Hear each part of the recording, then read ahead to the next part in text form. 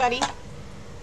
This is a 8.5 by 11 layout that I made with my son's class last year. That they gave me some pictures of it. You'll see here that I've got my pattern paper and I've got a transparency that I'm checking to see that I've got enough clearance around the edges. And I'm going to stamp on that transparency with that StazOn Hydrangea Blue ink and that Prima background stamp.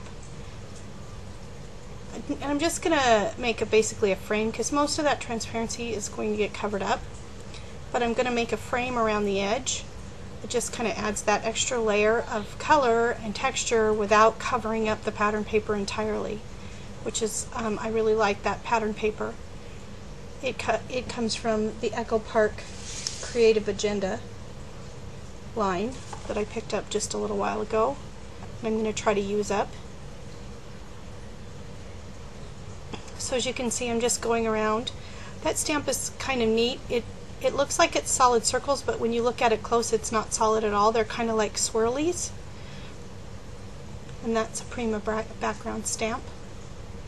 So I'm just stamping all the way around, trying to line it up so the the circles match up.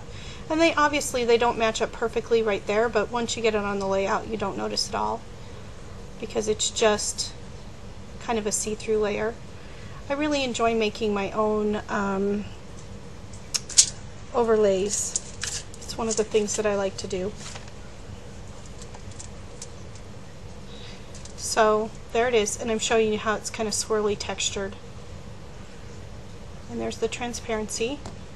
You can see it better when it's laying on the pattern paper. And I love how the circles mimic the smaller circles. Now that is some Recollections Vintage Blue Opaque Sparkle Embossing Powder that you can get at Michael's. It has kind of a light blue color, and then it also has a large and a small iridescent glitter in it. It's really pretty. Not something you'd normally think of on a boy layout, but I really like it. So I'm going to take that Club Scrap stamp. It's a really old stamp. It's just texture. And I'm going to create a little, basically like photo corners around to the edge of that layout, just to give it a little more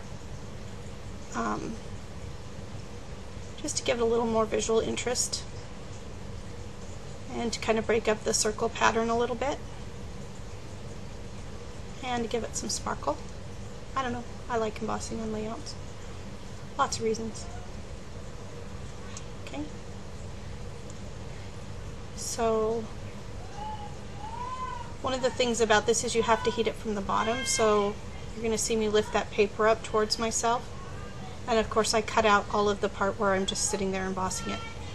And now it's done for you. Isn't it wonderful on TV? So quick and beautiful. Alright, I'm just going to quickly demonstrate how I'm going to do the bottom corner. And I'm not going to waste your time. See, I just went right through it and finished it. So there it is. I've got the two corners, and I like that. Now I'm going to layer that on a piece of navy blue cardstock. I always layer my my layouts on cardstock, even if there's only just a small frame. I like the framing of the layouts, but I also like the stability that cardstock gives to a layout. So I don't make layouts on just pattern paper. I always layer them on cardstock. I'm kind of traditional in that way. Maybe I'm a little older. I've been scrapping for a long time. I've been scrapping now for 13 years. Alright, so there's my transparency, and I really like that. I love that layering of color with the embossing powder and the transparency. I'm grabbing a dry adhesive because the glue that I use, the PVA glue that I use, is a paper-to-paper glue. And it really, really works, and it's really inexpensive for paper-to-paper, but it's not going to stick that transparency down. So now I'm going to go ahead and add my photos.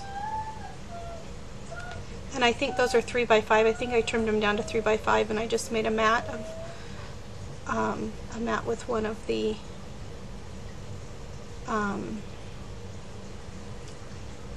pattern papers.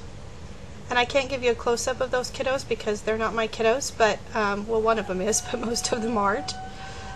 Okay, so again I'm using the dry adhesive to adhere to the transparency. But if you were to look at close up, the kiddos are all being really playful and they're making goofy faces. And so I really liked how the very bright, springy colors of this paper line sort of emphasized that. They're all wearing spring clothes. It must have been April or May when this picture was taken, so it's definitely springtime. And they're having a good time.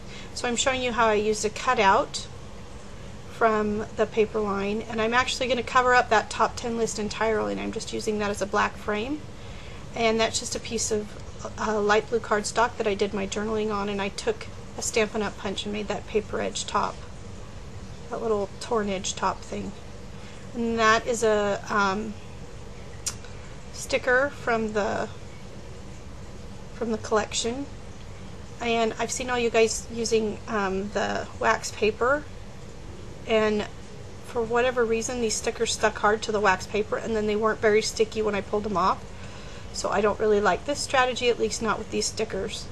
I don't use stickers much, so I mean I hardly ever use stickers. They just came in the collection. So I'm obviously going to use them up because they came in the collection, but I don't usually buy stickers because they make me kind of crazy, as these letter stickers are making me. I could have stamped this in a third of the time. And that's the way I am. I would prefer to stamp it, but again, if I've got it, I'm going to use it. And they're cute. It's not that they're not cute, I just don't particularly like stickers. My sister likes stickers. I usually give my stickers to her, but you know, she wouldn't like these because they're a little too, I don't know, she likes things a little more pretty. These aren't pretty. They're, well, I guess they're pretty, but they're, you know, they're like office supply-y. So I'm just going to tuck that long tag in right there. It has my journaling on it. Again, my PVA glue. I'm a glue it down kind of gal. Okay, that's a sticker from the thing. It said something like take time to have fun, or you know, and it reflected, I think, the kind of silly nature of what the kids were doing.